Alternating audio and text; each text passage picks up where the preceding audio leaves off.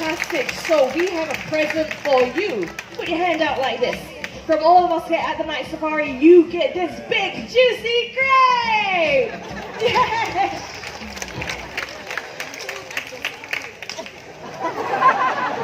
No? Do you want to swap it for something else? Yes?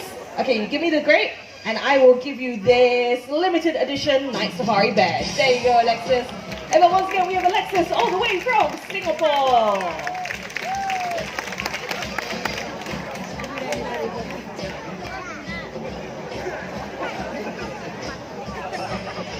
Bye, Alexis. Bye-bye. Over here, sweetheart. Where's mommy and daddy? Somewhere over here. Okay, raise your hand, claim your child. All right. Now, while civets rely on their keen sense of smell for survival, other nocturnal animals rely on their acute hearing power. For example, the owls. Now, joining us tonight, we have two beautiful Malay fish owls. On my right-hand side, we have Pavitra, along with Bulan. Bulan is a very young Malay fish owl. And over on my left-hand side, we have Perlin, along with Midnight. Midnight is slightly older, and for Malay fish owls, they're also known as buffy fish owls, and they can be found in Southeast Asia, such as Indonesia, Malaysia, and even here in Singapore.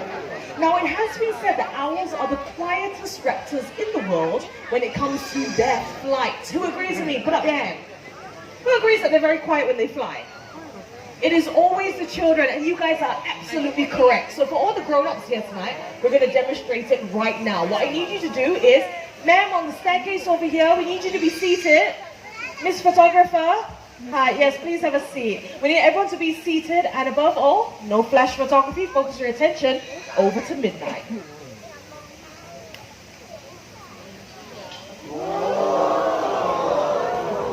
And there you go. Now, apart from the screeching, you would not have heard anything else.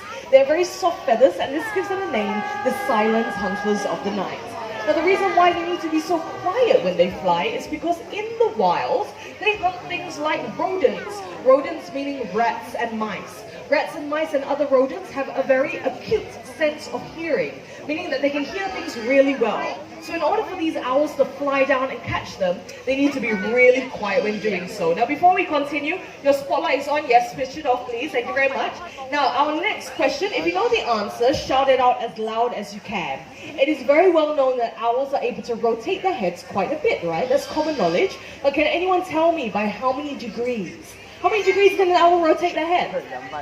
360. Okay, anything else apart from 360? 270. Correct answer. 270 degrees. That's 3/4 of a circle. And the reason why they can move their heads so much is because, unlike you and I, they can't move their eyes left to right or up and down. So they have to be able to rotate their heads to take a look around their surroundings. Now we're just going to wait for Midnight to fly back to Perlin there. It's a very noisy bird, but there you go, right on time. Everyone, let's give it up for our two magnificent owls. We have Midnight, the Malay fish owl with Perlin, and we have Bulan, our other younger Malay fish owl, along with Pavitra. Thank you very much, guys. Now, ladies and gentlemen, we have a very new big ears. He's native to the Sahara Desert. No, this is not Foxtrot, this is a human being, okay? Now, I'm not going to tell you what kind of animal Foxtrot is, but his name might give you a little clue. Now, what Eileen is doing is just prepping the stage there, waiting for Foxtrot to come on out.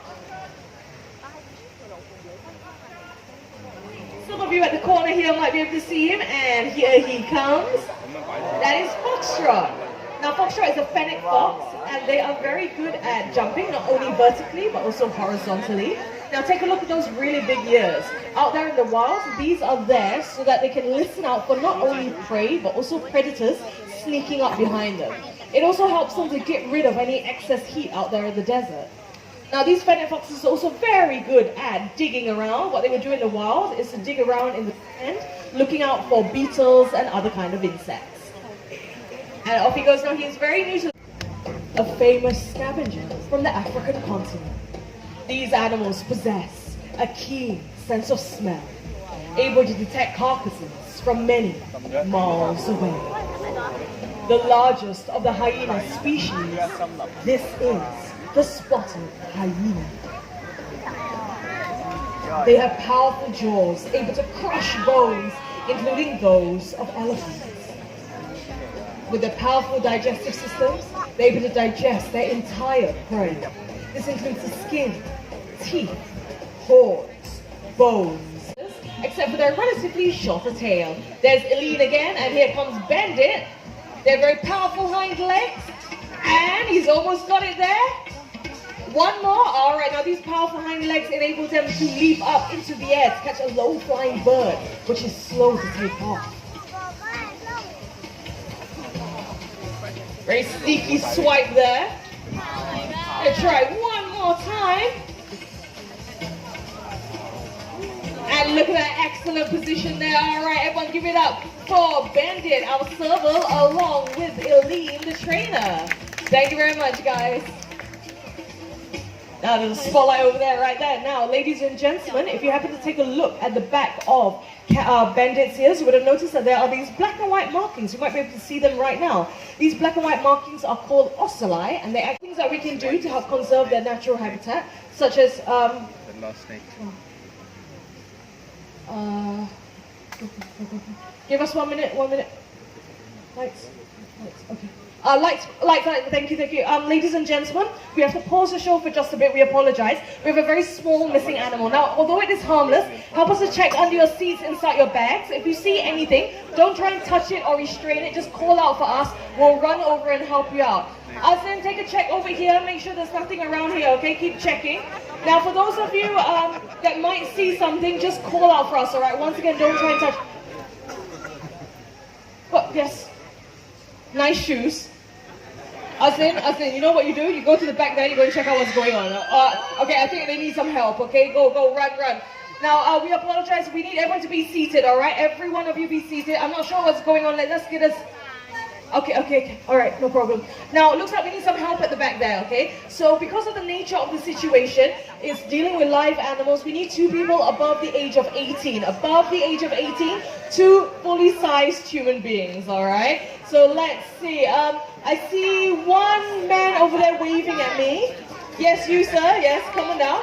We need one more. Let's see. Okay, I'm looking for a woman. He doesn't look like a woman. Oh, are you? Yes, okay, come on down.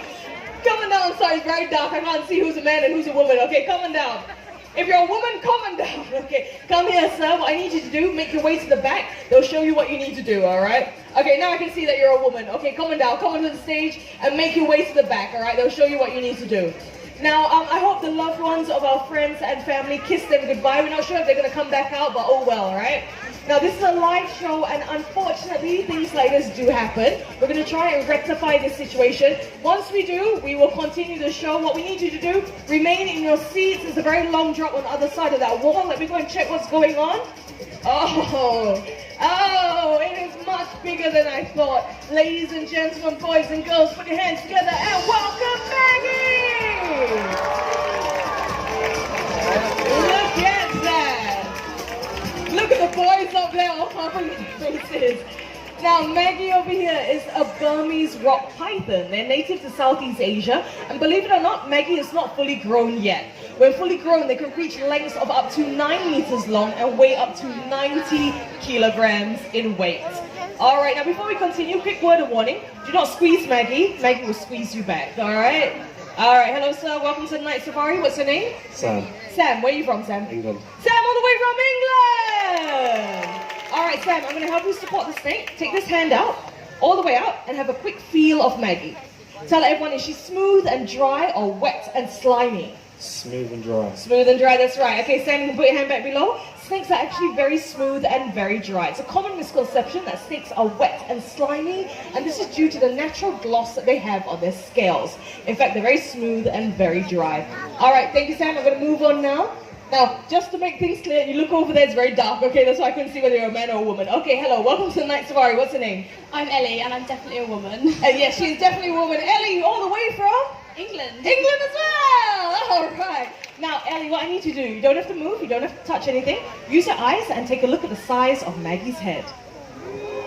Now, in comparison to that size, how many times do you think she can open up her mouth? 2 times, 3 times, 4 times, 5 times, all the way up to maybe 50.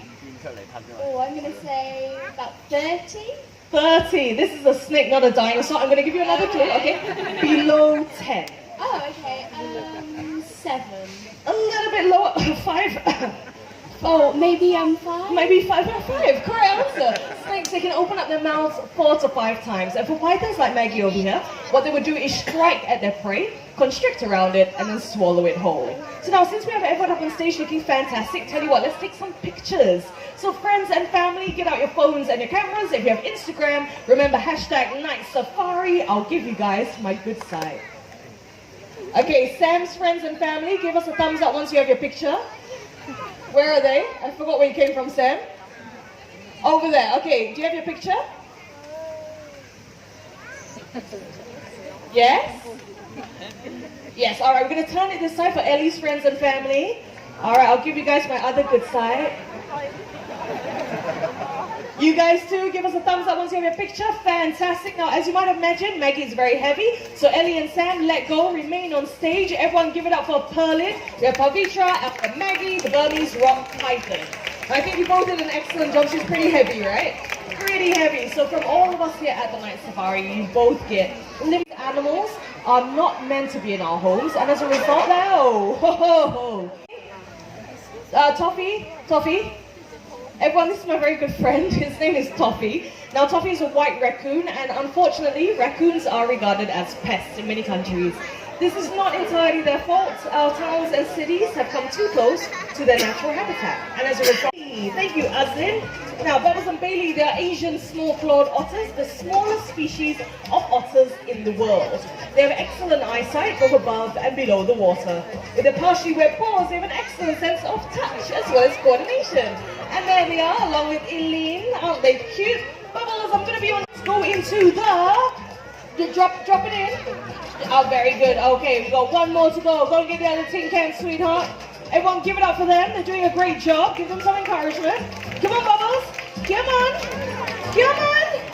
You can do it. There you go. All right, we have 2 tin cans, 2 plastic bottles, paper cup. Where does it go?